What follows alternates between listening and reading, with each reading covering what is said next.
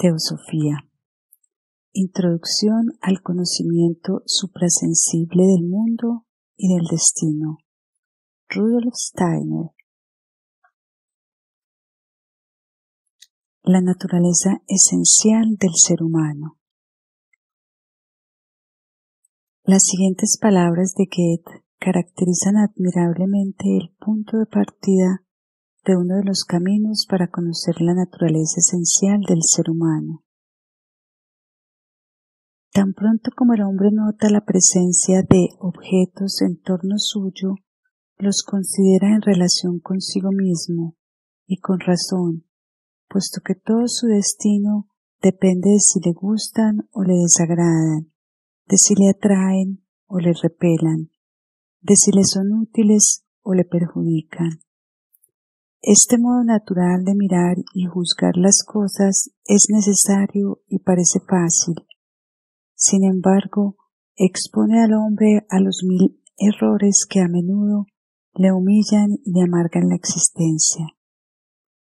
Tarea mucho más difícil es la que emprenden los que, ávidos de conocimiento, se esfuerzan en observar lo natural en sí mismo y en sus mutuas relaciones, pues pronto echan de menos el patrón que les servía mientras juzgaban el mundo en relación consigo mismos. Carecen del punto de referencia que gustaba o desagradaba, atraía o rechazaba, consideraba útil o dañino. Deben renunciar a él, y como espectadores cuasi divinos, buscar e investigar lo que es y no lo que agrada. Así, por ejemplo, el auténtico botánico no se conmoverá ni por la belleza ni por la utilidad de las plantas. Estudiará su estructura y su relación con el resto del reino vegetal. Del mismo modo que el sol brilla indiferente para todas las plantas y las vivifica, así deberá él considerarlas y examinarlas por igual, con mirada reposada, y deducir el patrón para que este conocimiento y los elementos necesarios para juzgarlas no de sí mismos, sino del ámbito de las cosas que estudia. Este pensamiento de Goethe dirige nuestra atención hacia 3 puntos diversos. El primero son los objetos cuya existencia nos es revelada por los sentidos y que podemos tocar, oler, gustar, oír y ver. Lo segundo son las impresiones que estos objetos originan en nosotros, agrado o desagrado, deseo o aversión, según nos sean simpáticos y útiles, antipáticos y perjudiciales. Y en tercer lugar están los conocimientos que el hombre adquiere como ser cuasi divino sobre los objetos. Estos son los secretos del obrar y de la existencia de estos objetos, los que a él se le revelan. Estos 3 niveles se distinguen netamente en la vida humana y el hombre se da cuenta de que está vinculado con el mundo en 3 distintos aspectos. El primero corresponde a lo que se encuentra como dado y que acepta como un hecho. Por el segundo, convierte el mundo en algo suyo, propio, que tiene significado para él. Y el tercero lo considera como meta hacia la cual debe aspirar incesantemente. ¿Por qué el mundo se presenta al hombre en estos 3 aspectos? Una sencilla reflexión responderá a esta pregunta. Atravieso un florido prado y percibo los colores gracias a mis ojos. He aquí el hecho que acepto como dado. La riqueza del colorido me llena de alegría y el hecho dado se introduce en mi mundo personal. Por mi sentimiento, las flores se vinculan con mi propia existencia. Un año después, vuelvo a pasar por el mismo prado. Hay otras flores del mismo género y sujetas a las mismas leyes. Me producen nueva alegría, a la vez que emerge como recuerdo la del año pasado, que persisten en mí, aunque se haya desvanecido el objeto que la originara.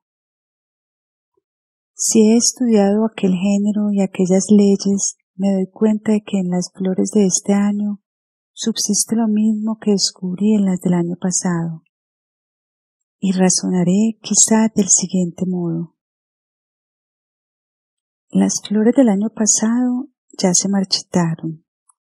La alegría que me ocasionaron continúa solo en mis recuerdos y está únicamente vinculada a mi existencia.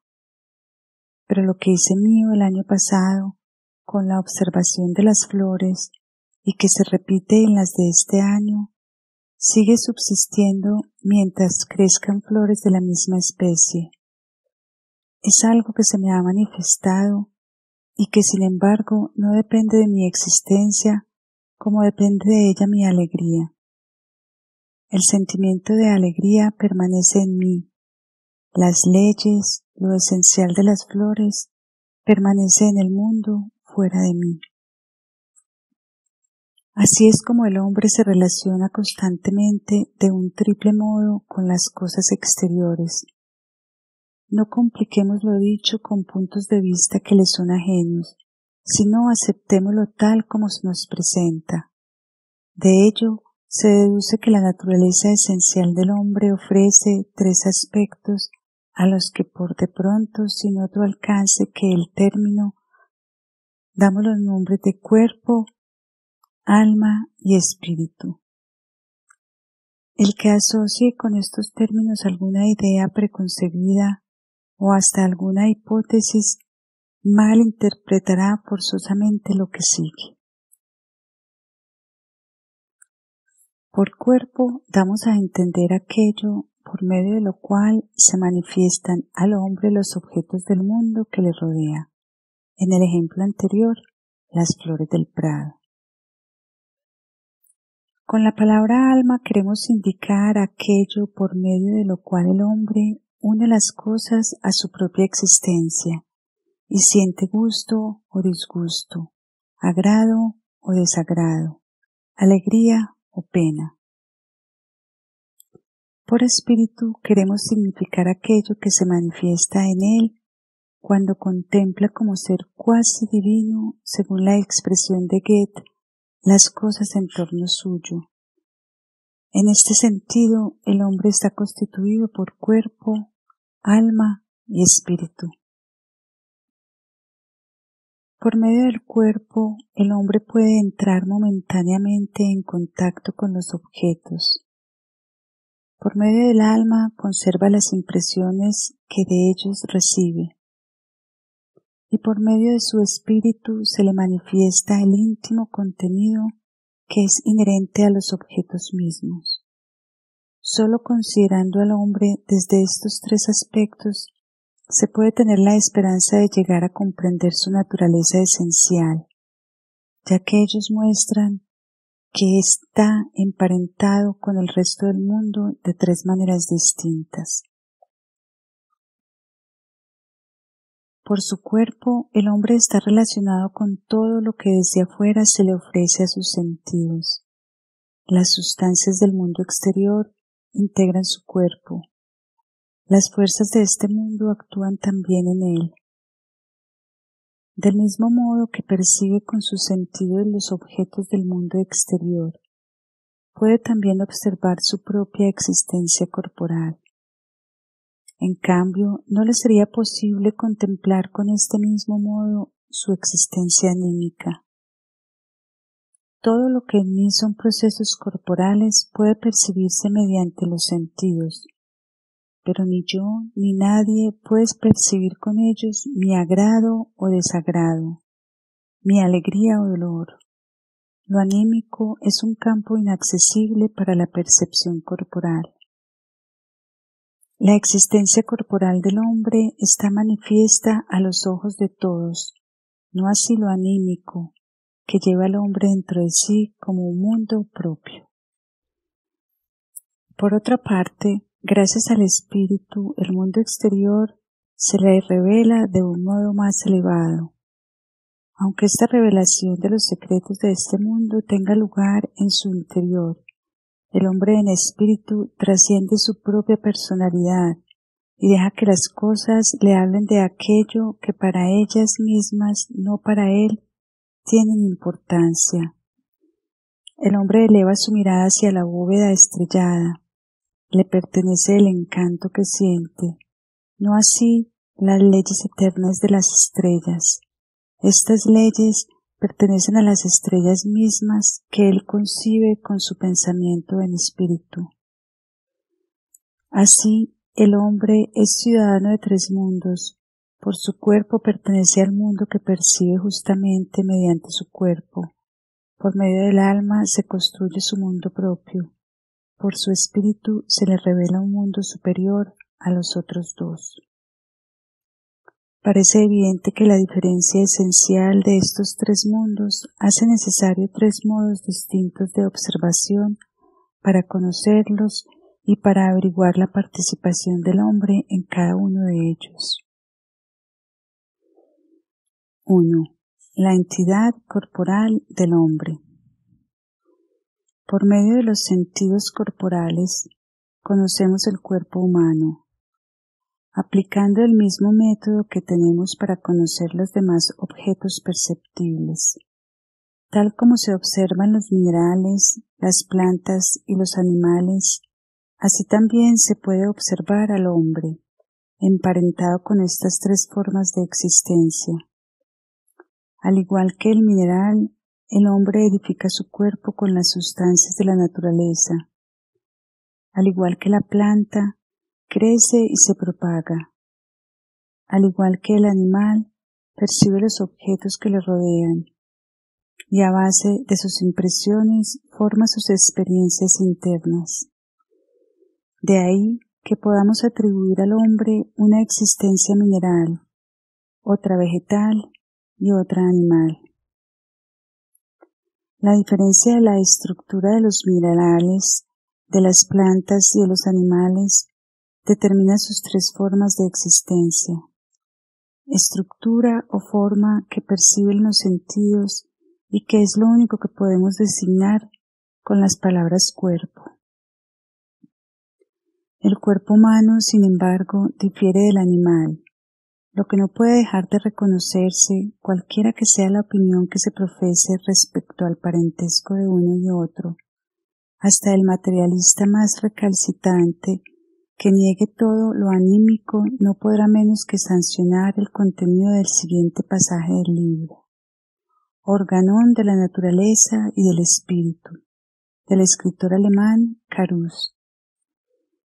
Si bien es verdad que la estructura íntima y delicada del sistema nervioso y en particular del cerebro sigue siendo para el fisiólogo y el anatomista un enigma todavía insoluble, es, sin embargo, un hecho incontestable que la concentración de esta estructura sigue en el reino animal una línea ascendente y alcanza en el hombre un grado superior al de cualquier otro ser.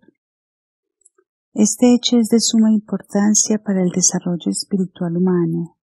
Más aún, podemos decir que es suficiente para explicarlo.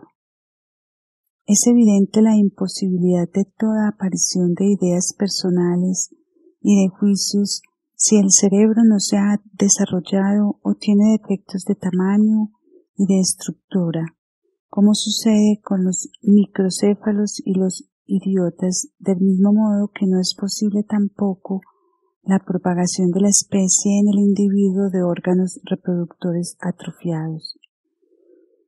Por el contrario, la estructura corporal armoniosa y fuerte, especialmente la del cerebro, si bien no basta para reemplazar al genio, constituye sin embargo la primera condición indispensable para elaborar un conocimiento superior.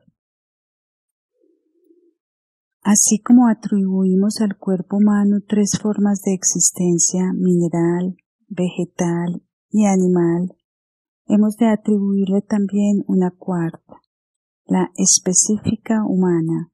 Por medio de su forma mineral de existencia, el hombre está emparentado con todo lo visible, por su forma vegetal con los seres que crecen y se propagan, por su forma animal con los que perciben lo que les rodea y desarrollan experiencias interiores con base en impresiones exteriores. Por su forma humana de existencia constituye, hasta desde el punto de vista corporal, un reino aparte.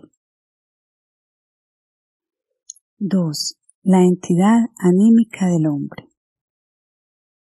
La entidad anímica del hombre difiere de su corporalidad y constituye un mundo interior propio. El examen de la sensación más elemental pone inmediatamente de manifiesto esta particularidad. Nadie puede saber de antemano si otra persona siente dicha sensación en la misma forma que él. El daltonismo, por ejemplo, es un fenómeno conocido, y los que sufren de este defecto visual ven las cosas en diferentes matices de gris. Otras personas son ciegas solamente para ciertos colores, y la imagen del mundo que los ojos les transmiten es diferente de la que obtienen los llamados hombres normales. Lo mismo puede decirse poco más o menos de los otros sentidos.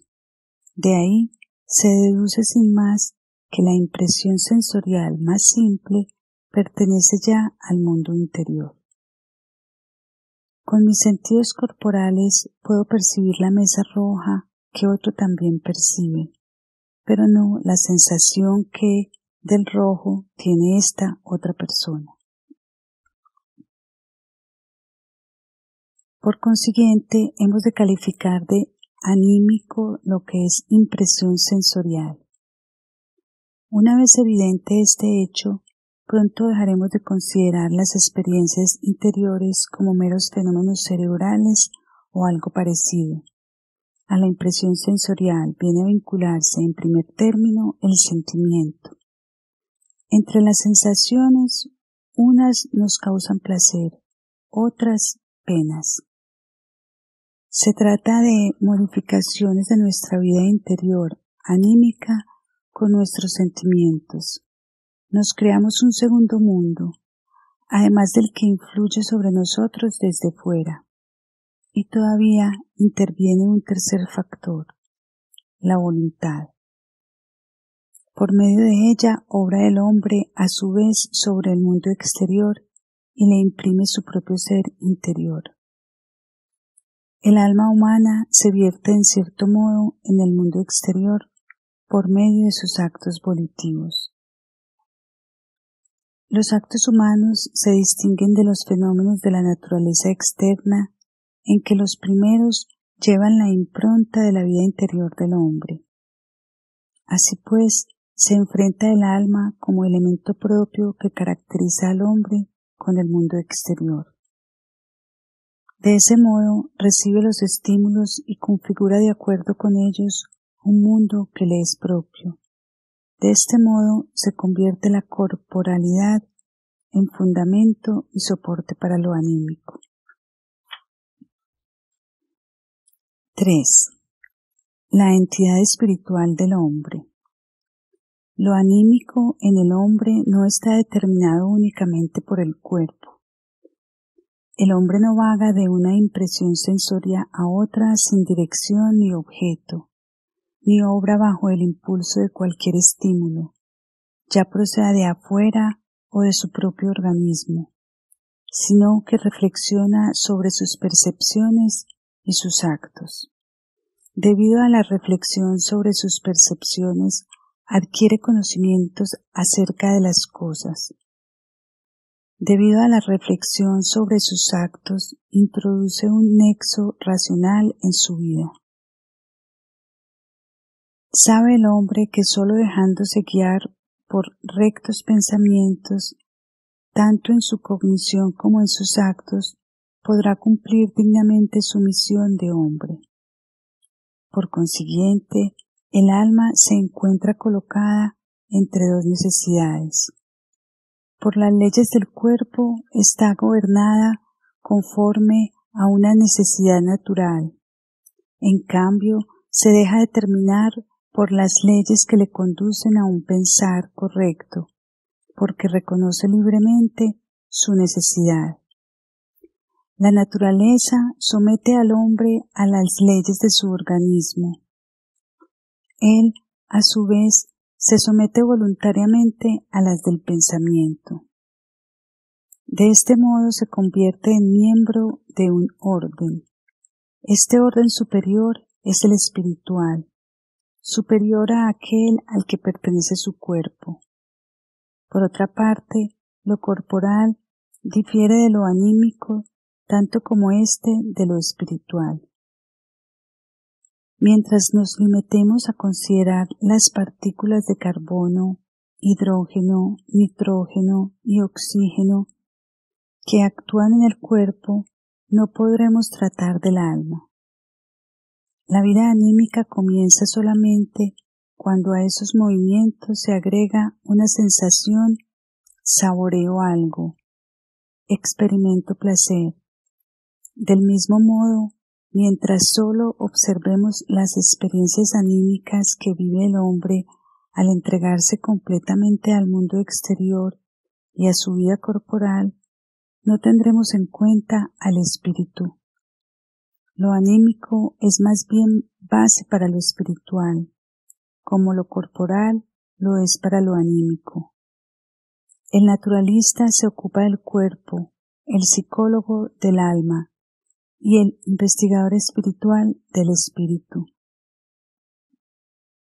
Distinguir claramente, por observación de la propia personalidad, la diferencia entre cuerpo, alma y espíritu es indispensable para quien, mediante el pensar, quiere llegar a comprender la naturaleza esencial del ser humano.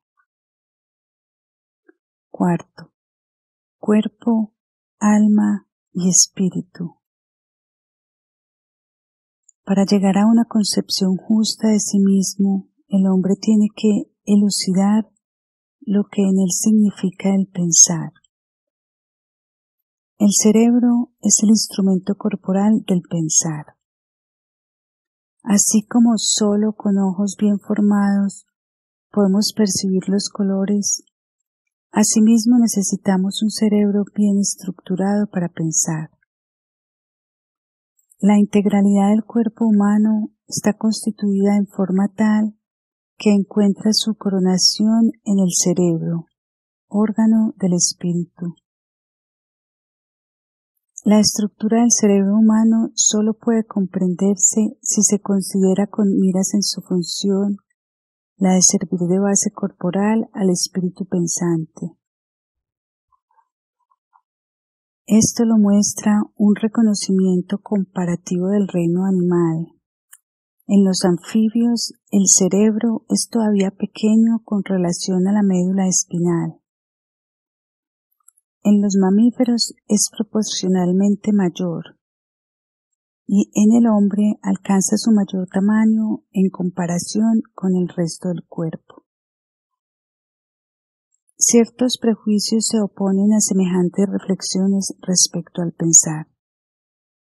No pocas personas se encuentran propensas a desestimarlo, por considerar que la vida íntima del sentimiento y la sensibilidad tienen un valor más alto.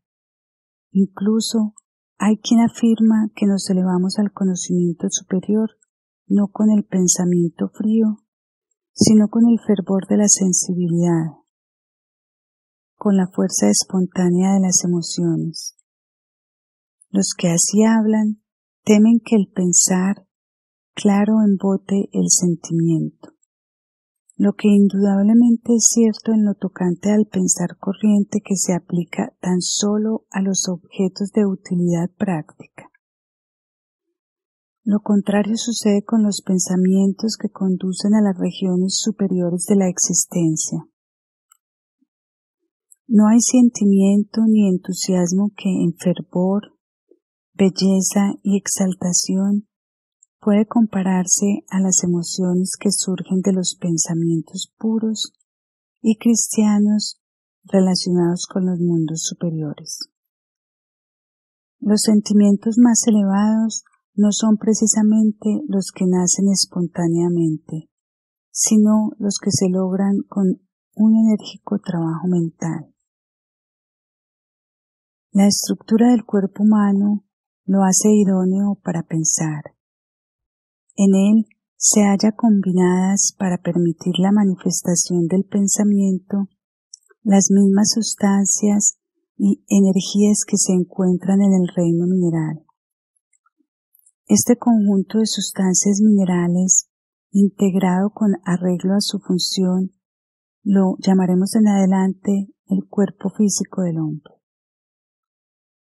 Esta estructura mineral, en la que todo se conjuga hacia un centro, el cerebro nace por propagación y alcanza por crecimiento su pleno desarrollo.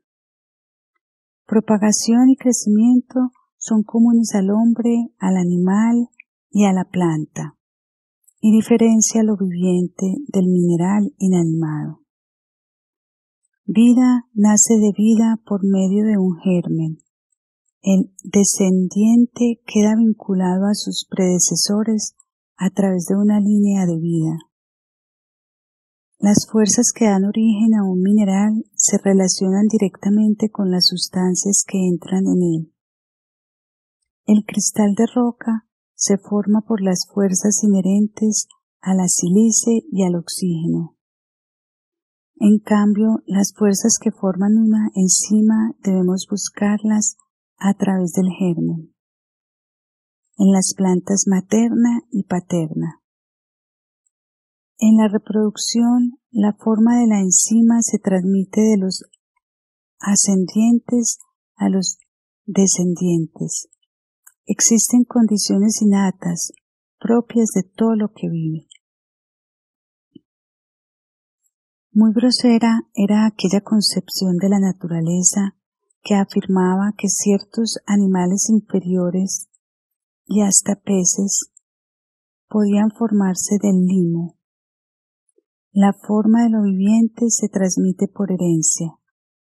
Por lo tanto, el desarrollo de todo ser viviente depende del padre o de la madre de que procede. En otras palabras, del género a que pertenece. Las sustancias que lo componen cambian constantemente, pero el género subsiste durante la vida y se transmite a los descendientes.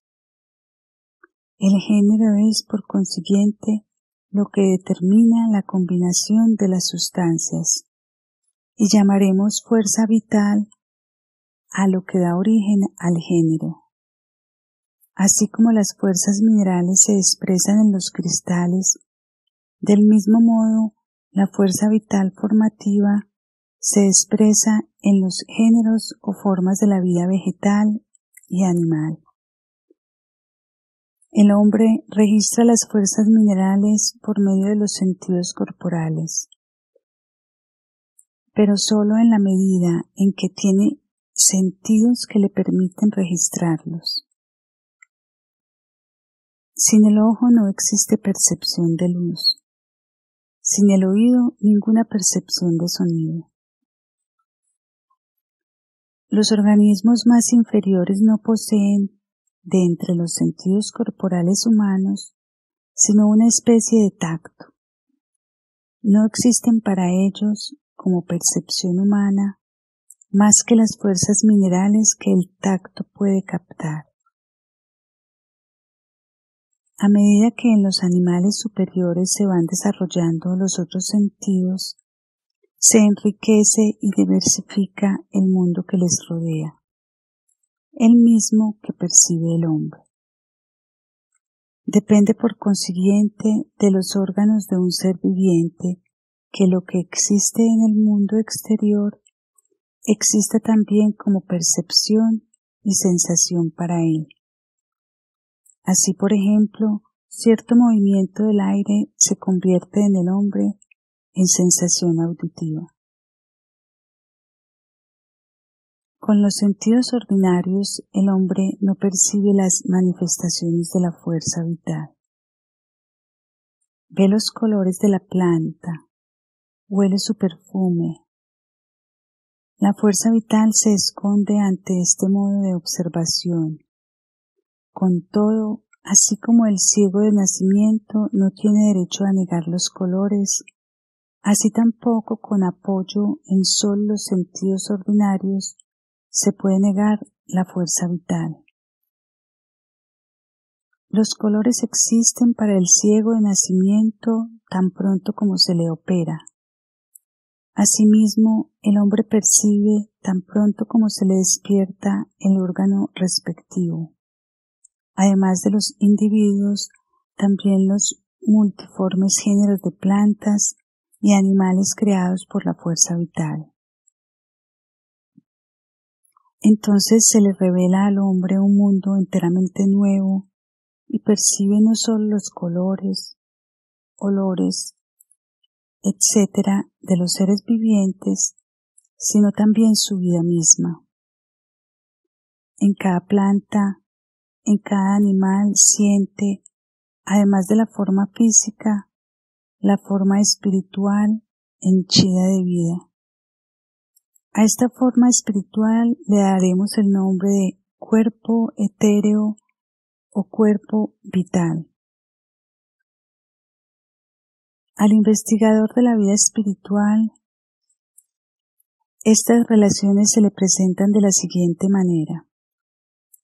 Para él, el cuerpo etéreo no es simple producto de las sustancias y fuerzas del cuerpo físico, sino autónoma entidad real a cuyo conjuro dichas sustancias y fuerzas físicas surgen a la vida. En sentido de la ciencia espiritual, un cuerpo meramente físico, un cristal por ejemplo, debe su forma a fuerzas físicas esculpidoras inherentes a él. Un cuerpo viviente no debe su forma a estas fuerzas, pues en el momento en que la vida se retira, abandonándolo exclusivamente a ellas, él se descompone. El cuerpo vital es una entidad por la cual, en cada momento de la vida, el cuerpo físico es preservado de la descomposición.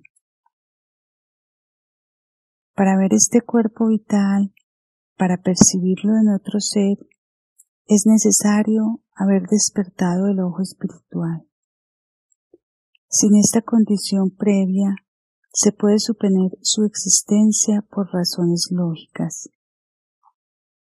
Pero solo el ojo espiritual puede intuirlo, en la misma forma que el ojo físico percibe los colores.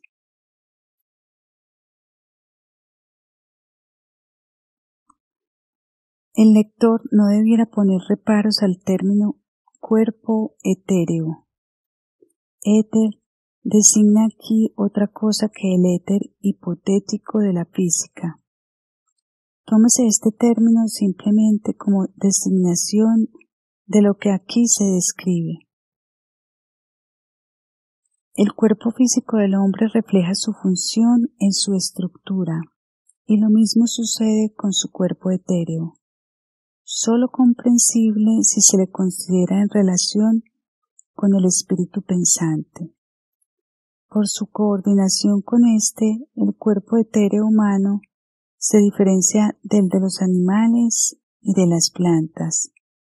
Así como por su cuerpo físico el hombre pertenece al mundo mineral, pertenece al vital por su cuerpo etéreo.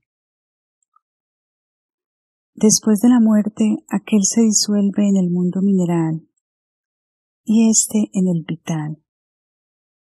Con la palabra cuerpo designamos aquí lo que de una manera u otra da forma a un ser. No debiera confundirse la expresión cuerpo con la forma corporal que perciben los sentidos físicos.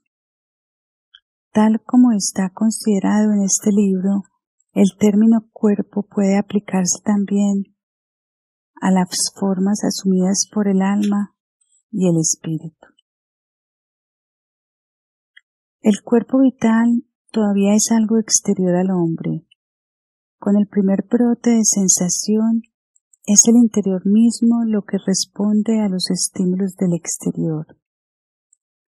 Por lejos que extendamos la exploración de lo que legítimamente puede llamarse mundo exterior, no encontraremos en él sensación. Los rayos de luz penetran en el ojo. Dentro del mismo se transmite a la retina. Allí provocan procesos químicos en el llamado pigmento visual.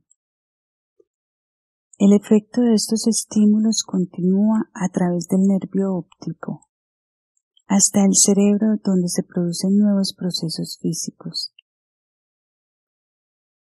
Si se pudiesen observar, se vería que no son más que procesos físicos como los que tienen lugar en cualquier parte del mundo exterior.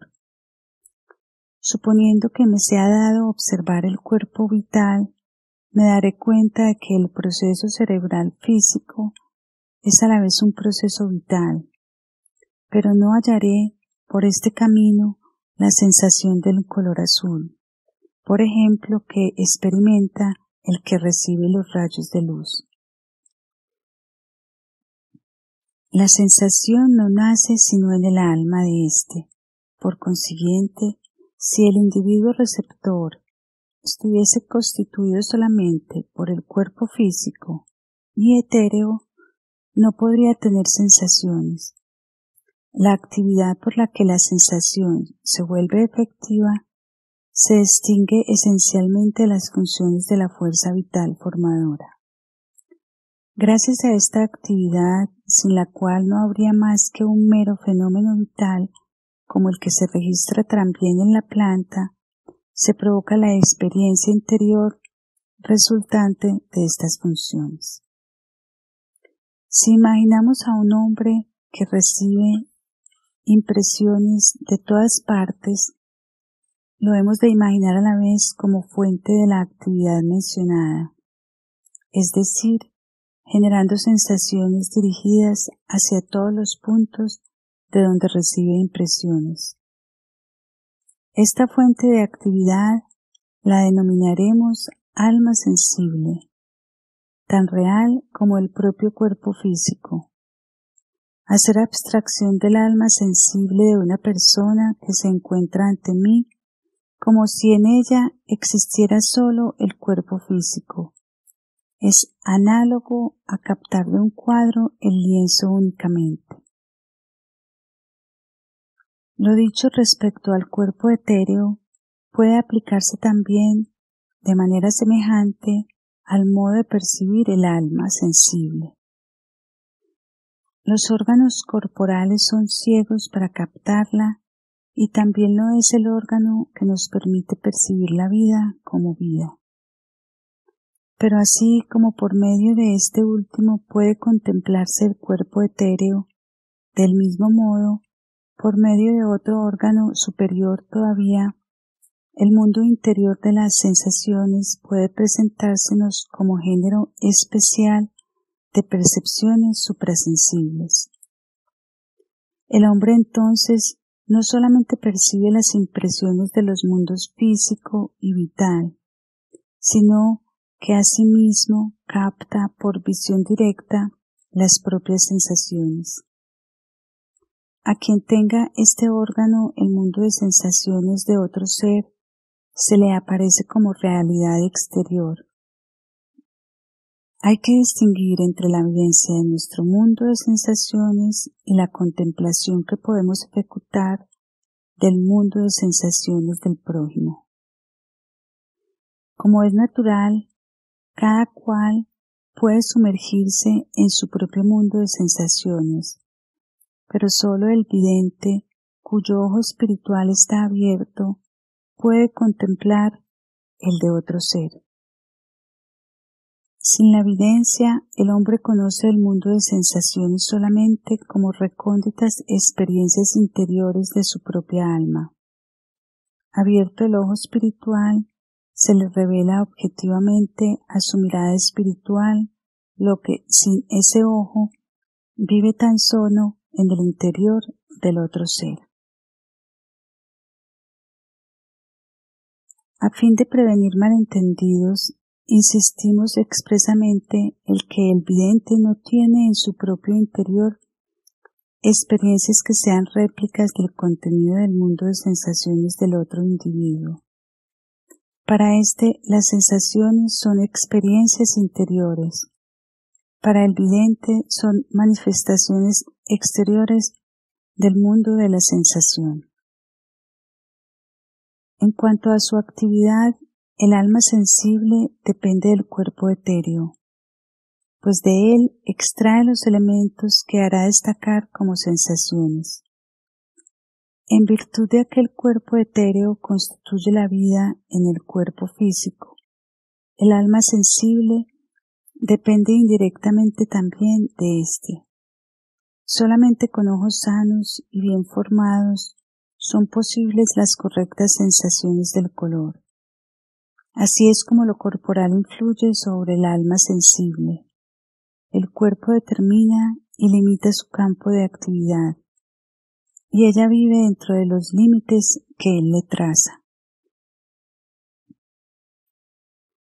Así pues, el cuerpo está integrado por las sustancias minerales, vitalizado por el cuerpo etéreo y delimitada a su vez al alma sensible.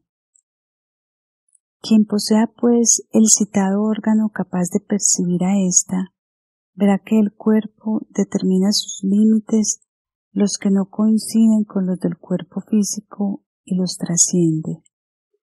De lo que se deduce que el alma sensible es más poderosa que el cuerpo físico, a pesar de que de éste proviene la energía que la limita. Así, entre los cuerpos físico y etéreo por un lado y el alma sensible por el otro, surge un elemento especial de la entidad humana que llamaremos cuerpo anímico o cuerpo sensible. En otros términos, una parte del cuerpo etéreo es más sutil que el resto y constituye una unidad con el alma sensible, en tanto que la otra parte más burda forma una especie de unidad con el cuerpo físico. No olvidemos que el alma sensible rebasa al cuerpo anímico. Lo que llamamos aquí sensación es solamente una parte de la naturaleza anímica. Ha sido escogido el término alma sensible para simplificar. Con las sensaciones se vinculan los sentimientos de placer y desplacer, los impulsos, instintos y pasiones. Todos revisten el mismo carácter de vida propia que las sensaciones y como éstas dependen también de la corporalidad. El alma sensible entra en interacción no solo con el cuerpo, sino también con el pensamiento, con el espíritu. El primer aspecto del pensamiento es servirle. El hombre reflexiona sobre sus sensaciones, con lo cual se le aclara el mundo exterior. El niño que se ha quemado se pone a pensar y llega a la conclusión: el fuego quema. Tampoco obedece el hombre ciegamente a sus impulsos, instintos y pasiones. La reflexión le procura la oportunidad de satisfacerlos. Todo lo que llamamos civilización se mueve en esta línea, ya que ella consiste precisamente en los servicios que el pensamiento presta al alma sensible. Incontables fuerzas de pensamiento se emplean con este objeto. Son las que han construido los buques, los ferrocarriles, el telégrafo, el teléfono, todo lo cual sirve en su mayor parte para satisfacción de las necesidades de las almas sensibles. De modo similar a como la fuerza formativa vital impregna el cuerpo físico, la fuerza cogitativa impregna el alma sensible. La fuerza vital relaciona el cuerpo físico con ascendientes y descendientes, colocándola así dentro de un conjunto de leyes que no afectan lo puramente mineral. Asimismo, la fuerza cogitativa coloca al alma dentro de un conjunto de leyes al que no pertenece como mera alma sensible. Por el alma sensible se halla el hombre emparentado con el animal. También en éste observamos sensaciones, impulsos, instintos y pasiones con la característica de que el animal los obedece ciegamente. En él no se hallan entretejidos de pensamientos independientes que trascienden la experiencia inmediata. Hasta cierto punto sucede lo mismo con el hombre primitivo. La simple alma sensible se distingue por consiguiente del desarrollado elemento anímico superior que pone a su servicio el pensamiento.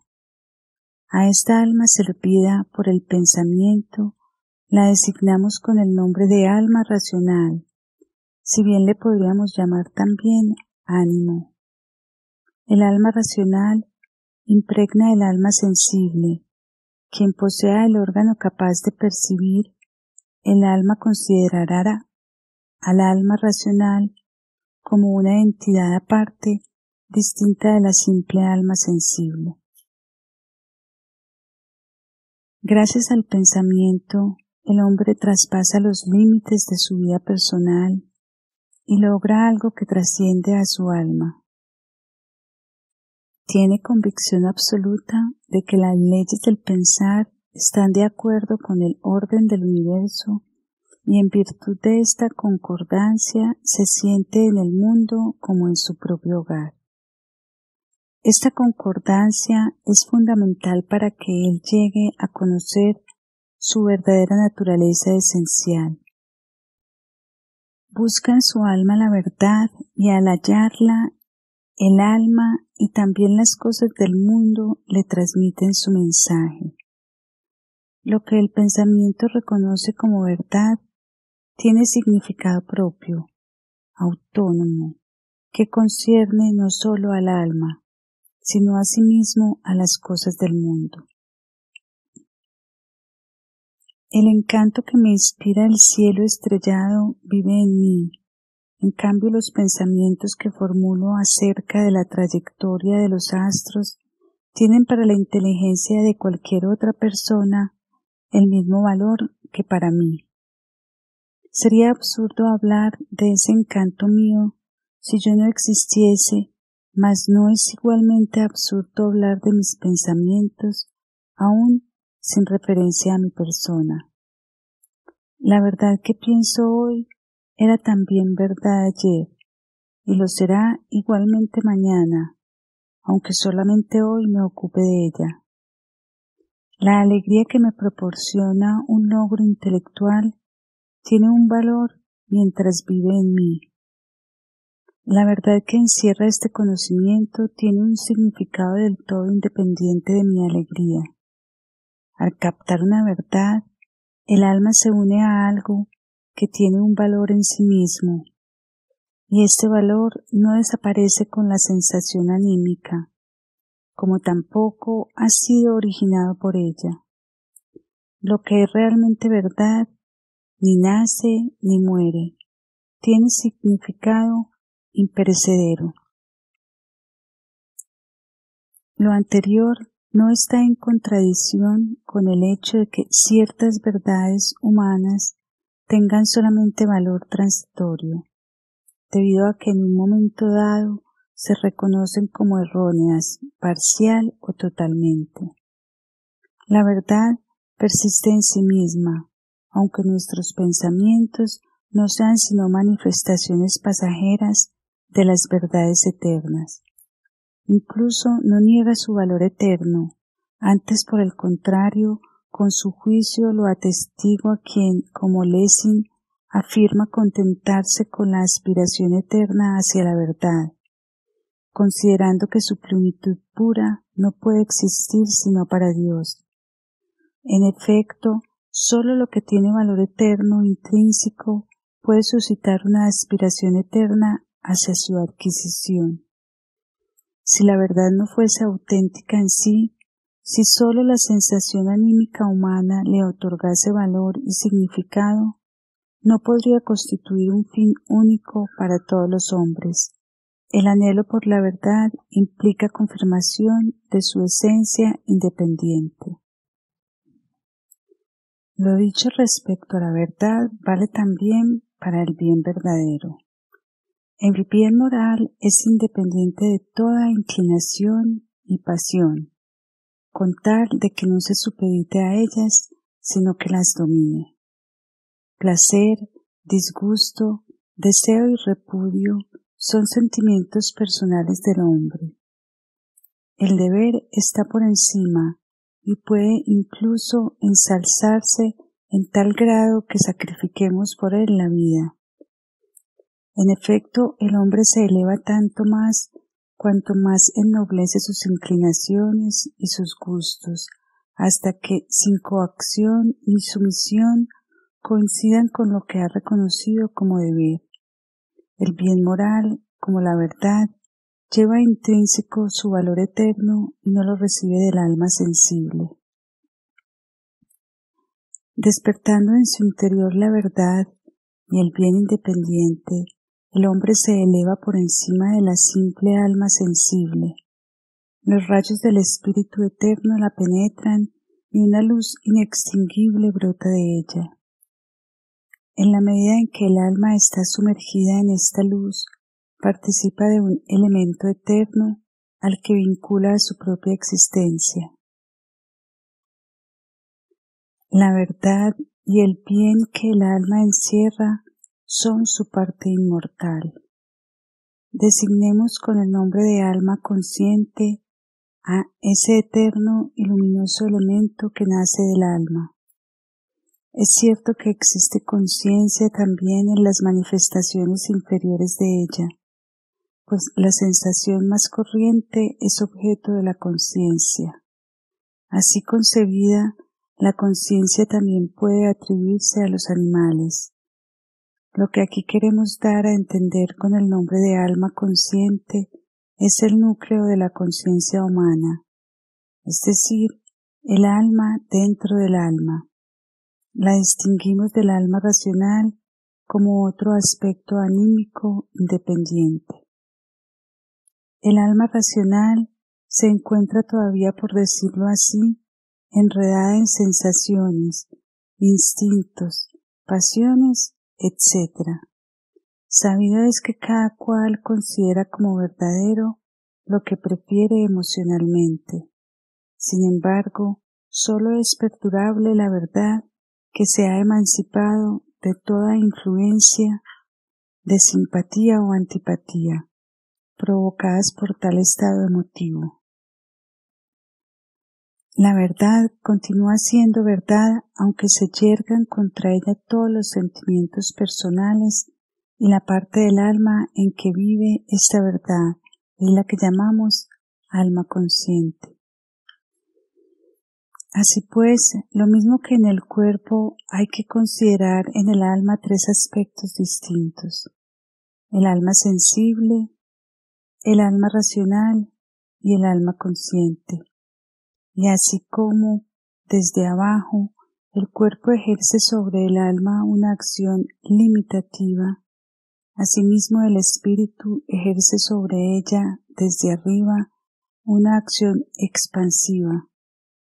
Cuanto más el alma se nutre de verdad y de bien, tanto más amplio y abarcante se vuelve el elemento eterno en ella, el resplandor que parte de todo hombre cuyo elemento eterno se halla en expansión es, para el que tiene la facultad de contemplar el alma, una realidad tan patente como lo es para el ojo la luz procedente de una llama. El vidente observa al hombre corpóreo solo como una parte del hombre integral. El cuerpo, su estructura más grosera, se encuentra envuelto por otras que lo compenetran y se penetran a su vez mutuamente. Cual forma vital, el cuerpo etéreo impregna al cuerpo físico. El cuerpo anímico, forma astral, se reconoce trascendiendo hacia todos lados el cuerpo etéreo. Trasciende el cuerpo anímico el alma sensible y en mayor proporción el alma racional, que se expande tanto más cuanto más se nutre de verdad y de bien, ya que se ensancha, por decirlo así, bajo la influencia de una y otra.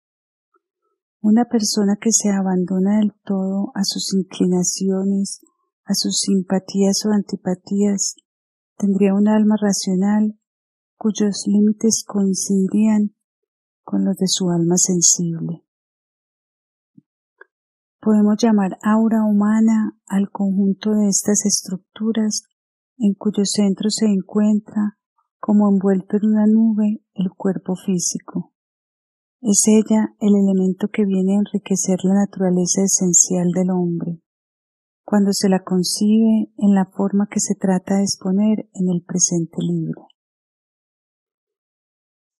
Durante la infancia llega un momento en la vida del hombre en que por vez primera se siente como ser autónomo frente al resto del mundo. Para las personas de fina sensibilidad, esta es una experiencia significativa. El poeta Jean Paul relata lo siguiente en su autobiografía. Nunca olvidaré algo que viví en mi intimidad y que no he contado todavía a nadie. Fue el momento en que me di cuenta del nacimiento de mi autoconciencia en el día y lugar que puedo precisar. Era yo todavía un niño de muy poca edad, cuando una mañana, mirando desde el umbral de la casa un montón de leña a mi izquierda, la visión interior, yo soy un yo, me atravesó de repente como un rayo descendido del cielo, visión que desde entonces se ha mantenido brillando ante mí. Mi yo se había visto a sí mismo por primera vez y para la eternidad. Difícilmente podía yo sufrir un engaño de memoria, ya que ningún relato de otras personas pudo introducir elementos extraños a un acontecimiento que solo tuvo lugar en el santuario más recóndito de mi ser. Solo su carácter singular dio perpetuidad a las circunstancias banales que lo acompañaron. Sabido es que los pequeñuelos se refieren a sí mismos diciendo: Carlitos es bueno, María quiere esto.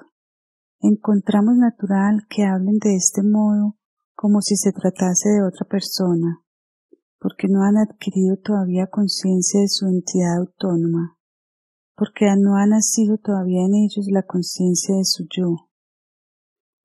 Mediante la autoconciencia, el hombre se designa a sí mismo como ser independiente, separado de los demás, esto es, como yo. En el yo compendia el hombre todo lo que experimenta como entidad corporal y anímica. El cuerpo y el alma son sus vehículos. A través de ellos el yo actúa. Así como el cuerpo físico tiene su centro en el cerebro, el alma lo tiene en el yo. Del exterior recibe el hombre los estímulos para sus sensaciones. Sus sentimientos se manifiestan como efecto del mundo exterior. Su voluntad va dirigida hacia éste, ya que se actualiza en actos externos. Solo el yo, esencia que singulariza al hombre, permanece invisible. Es pues acertado el que Jean Paul califique la percepción del yo como acontecimiento que solo tiene lugar en el santuario más recóndito del hombre, ya que con su yo se encuentra el hombre completamente solo. Este yo es el hombre mismo a quien justificadamente puede considerarlo como su verdadero ser y definir a su cuerpo y a su alma como envolturas dentro de las cuales mora y como condiciones corporales a través de las cuales actúa. En el curso de su evolución, el hombre aprende a manejar cada vez mejor estos instrumentos al servicio de su yo. Esta palabra es un nombre que se distingue de todos los demás y el que reflexiona atinadamente sobre su naturaleza se abre paso hacia la comprensión de la entidad humana en sentido más profundo. Todo el mundo puede aplicar determinado nombre a determinada cosa. Todos llamamos mesa a una mesa, silla a una silla.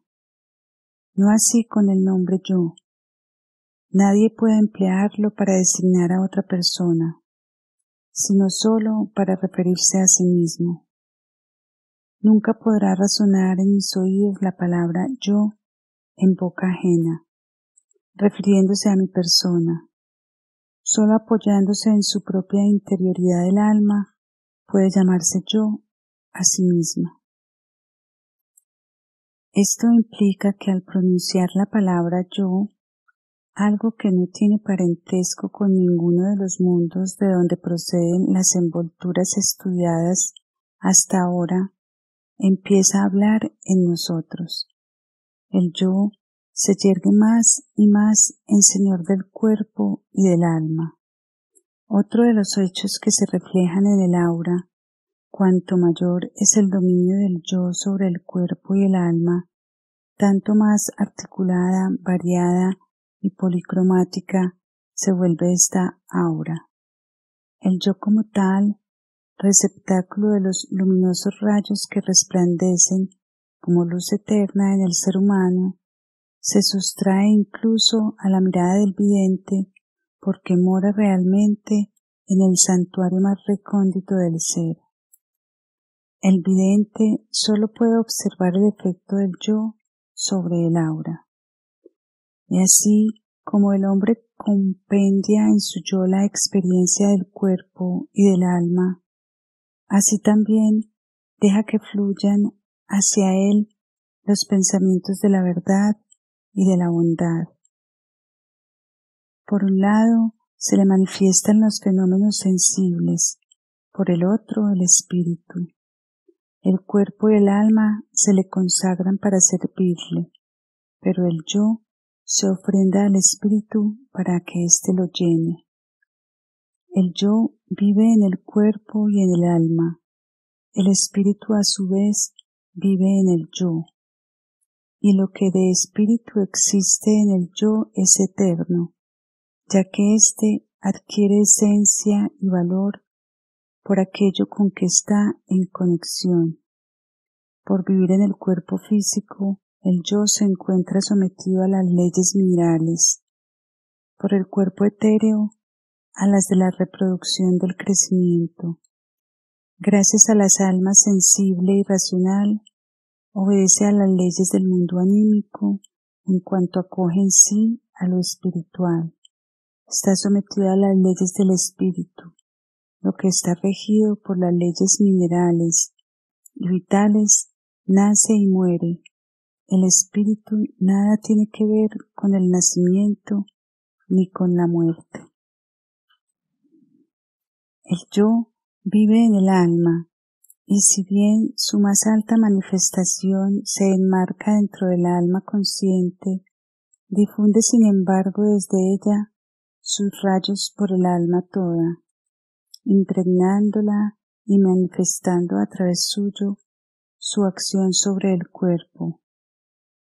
En el yo, a su vez, vive el espíritu, penetrándolo con sus rayos y morando en él como en su envoltura, lo mismo que el yo habita en el cuerpo y el alma, que son envolturas suyas. El espíritu modela al yo desde dentro hacia afuera, el mundo mineral desde fuera hacia adentro. Llamemos yo espiritual puesto que se manifiesta como el yo del hombre, al espíritu en tanto que modela un yo y vive como yo. Podemos elucidar en la siguiente forma la diferencia entre yo espiritual y alma consciente. Esta se halla en contacto con la verdad apoyada en sí misma y que es independiente de toda simpatía y antipatía, en tanto que el yo espiritual entraña esta misma verdad, pero asimilada y abarcada por el yo humano, individualizada por éste e integrada a la entidad hombre. Al individualizarse la verdad eterna y fusionarse con el yo, adquiere éste la eternidad. El yo espiritual es dentro del yo una manifestación del mundo espiritual, lo mismo que las sensaciones lo son del mundo físico, en lo que es rojo, verde, claro, oscuro, duro, blando, caliente, frío. Reconocemos las manifestaciones del mundo material, en lo que es verdadero y bueno las del mundo espiritual. Llamaremos intuición a la manifestación de lo espiritual, en el mismo sentido en que llamamos sensación a la de lo corporal. El pensamiento más simple implica ya intuición, pues no podemos tocarlo con las manos, ni verlo con los ojos. Tenemos que recibirlo como expresión del espíritu a través del yo. Si por ejemplo dos hombres en distintos niveles evolutivos contemplan una misma planta, vive en el yo del más evolucionado algo muy distinto de lo que vive en el menos evolucionado, y sin embargo el mismo objeto provoca las sensaciones de ambos. La diferencia consiste en que el uno puede formarse sobre el objeto en cuestión pensamientos muchos más perfectos que el otro. Si los objetos se manifestasen solamente por medio de la sensación, no podría haber progreso en el desenvolvimiento del espíritu. También el hombre salvaje siente la naturaleza, pero las leyes que la rigen se revelan solamente al pensamiento fecundado por la intuición propia del hombre más evolucionado. Las excitaciones del exterior las siente también el niño como estímulo de su voluntad, pero solo en el curso de su desarrollo descubre los preceptos del bien moral, a medida que aprende a vivir en el espíritu y a comprender sus manifestaciones. Del mismo modo que sin el ojo no habría sensaciones cromáticas, sin el pensar sublimado característico del yo espiritual, no habría intuiciones. La sensación no crea la planta en que se manifiesta el color, como tampoco la intuición crea lo espiritual, sino que simplemente denuncia su existencia.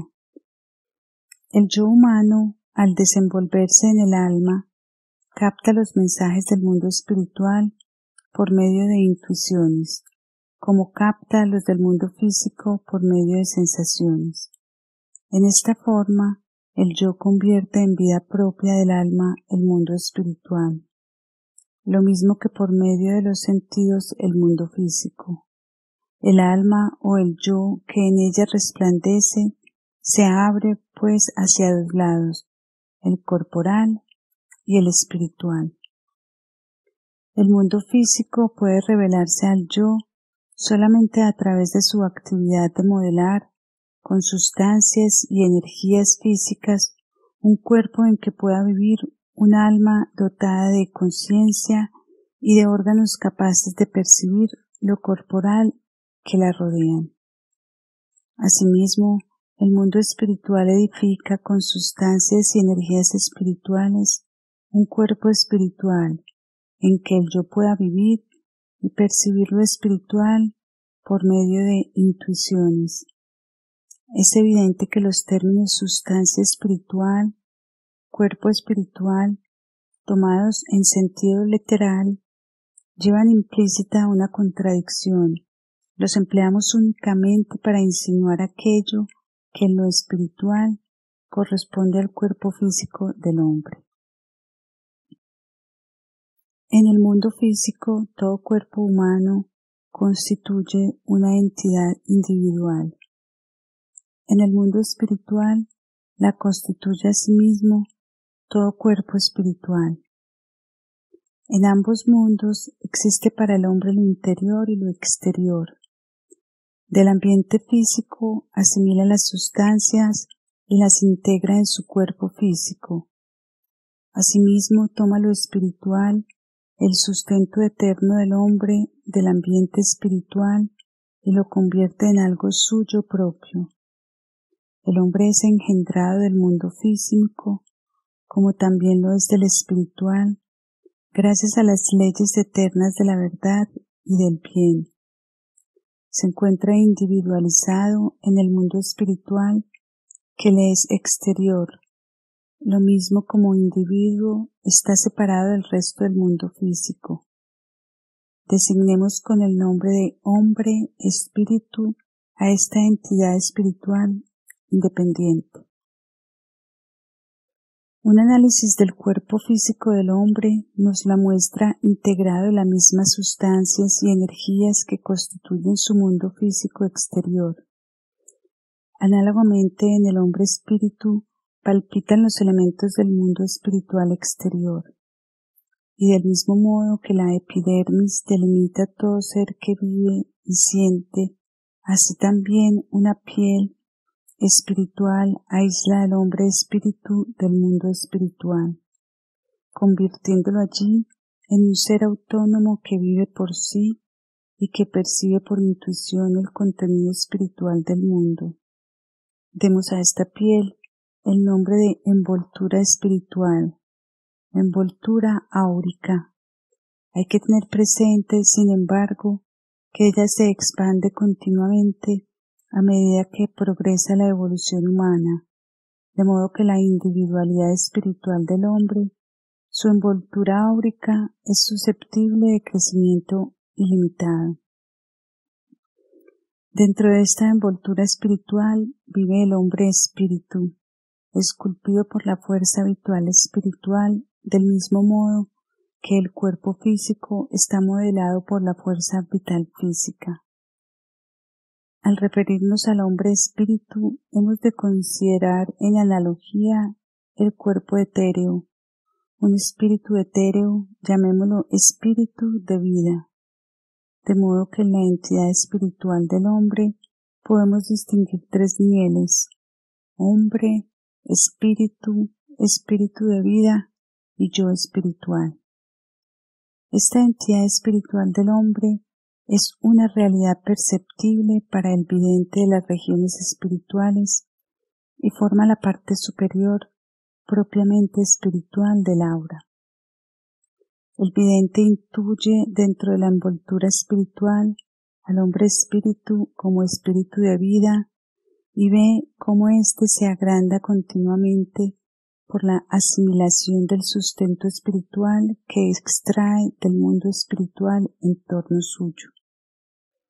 Además, ve cómo, por esta asimilación, la envoltura espiritual se va extendiendo sin cesar y cómo el hombre espíritu crece progresivamente. Se sobreentiende que la captación de este crecimiento como fenómeno espacial no es más que una imagen de la realidad, pero al suscitarla, el alma se conjuga hacia la realidad espiritual correspondiente. La entidad espiritual del hombre se diferencia de la física en que ésta tiene dimensiones limitadas, mientras que aquella puede crecer indefinidamente. Eterno es el sustento espiritual que el hombre asimila. El aura humana se compone, por tanto, de dos partes que se compenetran. La una recibe su forma y coloración de la existencia física, la otra de la espiritual. El yo marca el límite, el elemento físico renuncia a su carácter propio al integrar un cuerpo en que pueda desarrollarse el alma. El yo, a su vez, renuncia a sí mismo al dejar que el espíritu cobre vida en él, y el espíritu por su parte penetra en el alma y le asigna un propósito en el mundo espiritual. Por el cuerpo, el alma se encuentra presa en el mundo físico. Por el hombre espíritu, le crecen las alas para moverse en el mundo espiritual. Para abarcar al hombre en su totalidad, hemos de concebirlo integrado de las partes mencionadas. El cuerpo se edifica con la sustancia del mundo físico, de modo tal que su estructura está orientada adecuadamente desde el yo pensante e impregnado de fuerza vital, llega a ser cuerpo vital o etéreo, que se abre al mundo exterior por medio de los sentidos y así deviene cuerpo anímico.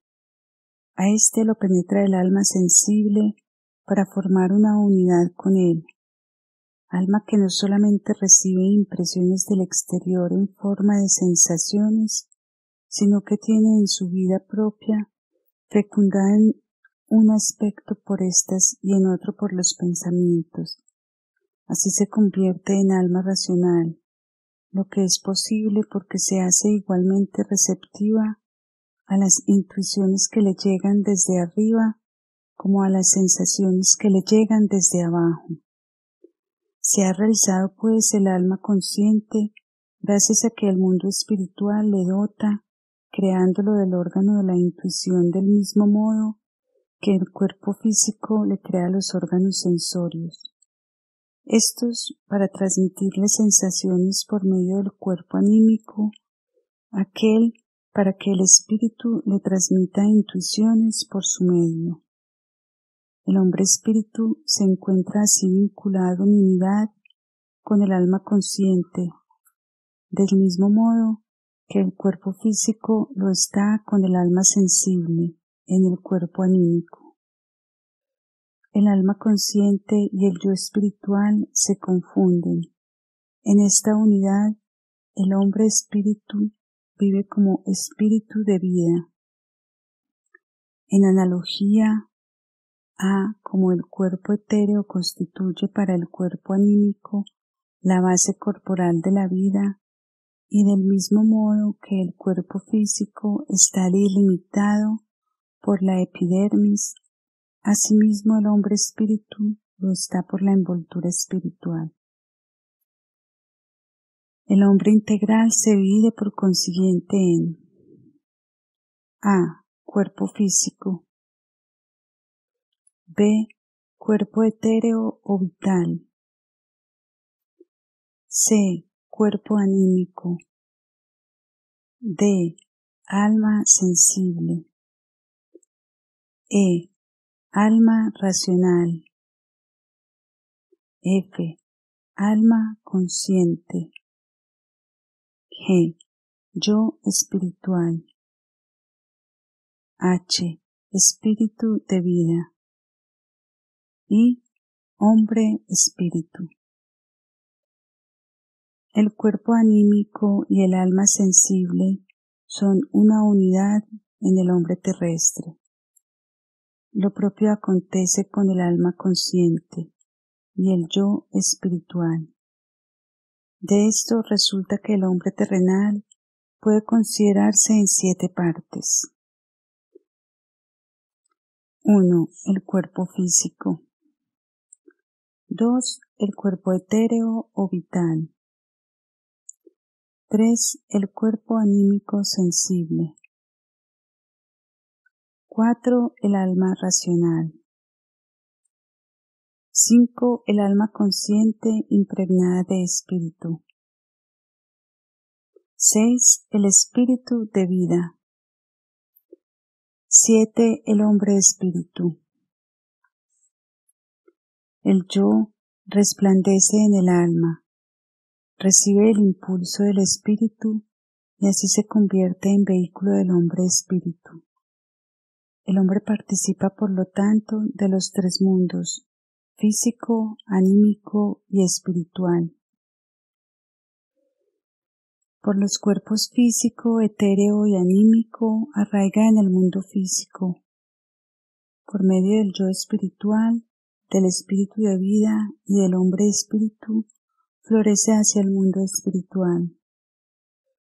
El alma misma constituye el tronco que por un lado echa raíces y por el otro florece. Podemos dar una forma simplificada de esta división del ser humano enteramente de acuerdo con ella. Para elaborarla, hemos de tener presente que el yo impregna la entidad anímica toda, aunque resplandezca en el alma consciente. Sus partes no se encuentran tan nítidamente delimitadas entre sí como las corporales, pues en un sentido más elevado se compenetran. Sentado esto, si consideramos al alma racional y al alma consciente como dos envolturas del yo asociadas, y a éste como su núcleo, podemos decir que el hombre se divide en cuerpo físico, cuerpo vital, cuerpo astral y yo. Con la expresión cuerpo astral queremos indicar aquí el conjunto formado por el cuerpo anímico y el alma sensible, expresión que se halla en la literatura antigua y que empleamos aquí libremente para designar lo que reside más allá de lo perceptible por los sentidos en la entidad humana. A pesar de que el alma sensible está en cierto modo vigorizada por el yo, su unión con el cuerpo anímico es tan estrecha que se justifica el empleo de un solo término para denominarlos a ambos. Al compenetrarse el yo con el yo espiritual, se da origen a que el cuerpo astral empiece a ser transformado por lo anímico. En el cuerpo astral operan ante todo instintos, apetitos, pasiones, en cuanto que el hombre lo siente. Operan en aquel las percepciones sensorias generadas por medio del cuerpo anímico, una de las envolturas con que el mundo exterior contribuye a la estructura del hombre. Los instintos, apetitos, pasiones se originan en el alma sensible en cuanto que palpita en ella un elemento interior que no se ha entregado todavía al yo espiritual. Cuando el yo se compenetra del yo espiritual, el alma vigoriza con las energías de éste recibidas. El cuerpo astral y los instintos, apetitos y pasiones se iluminan interiormente gracias a lo que el yo ha recibido del espíritu. Entonces, en virtud de su participación del mundo espiritual, el yo se constituye en soberano del reino de los instintos, apetitos y pasiones. En la medida en que esto se ha logrado, el yo espiritual aparece en el cuerpo astral, produciendo en él de esta manera una transformación. El cuerpo astral se presenta como entidad binaria, una parte transformada y otra sin transformar. De ahí que podamos identificar el yo espiritual en cuanto se manifiesta en el hombre con el cuerpo astral transformado. Algo similar ocurre cuando el hombre acoge en su yo el espíritu de vida. Este impregna y transforma entonces el cuerpo vital, por lo que éste llega a ser diferente, y precisamente esta transformación es la que manifiesta la presencia del espíritu de vida. Por lo cual, podemos decir igualmente que el espíritu de vida es el cuerpo vital transformado.